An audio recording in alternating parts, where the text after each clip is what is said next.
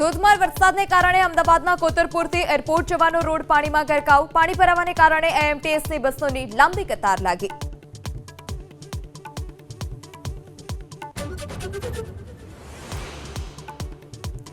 વરસાદને કારણે રાજ્યમાં 480 રસ્તા પર ખોરવાયો વાહન વ્યવહાર. 2 નેશનલ હાઈવે, 6 સ્ટેટ હાઈવે અને પંચાયત હસ્તકના 465 રસ્તા બંધ.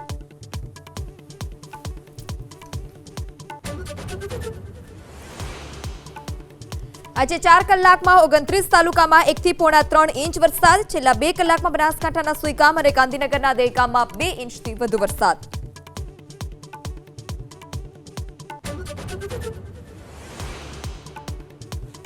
મહીસાગરના માનગઢ જવાના માર્ગ પર ભારે વરસાદને કારણે ભૂસ્ખલન. રોડની બંને બાજુ ગોઠવાયો પોલીસ બંદોબસ્ત. માનગઢ હિલ સ્ટેશન જતા આવતા પર્યટકો ચિંતામાં.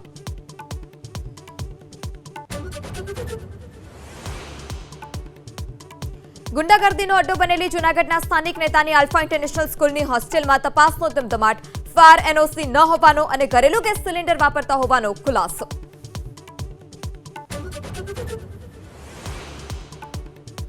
દાહોદ સબજેલમાં આરોપીએ આત્મહત્યા કરતા ચકચાર.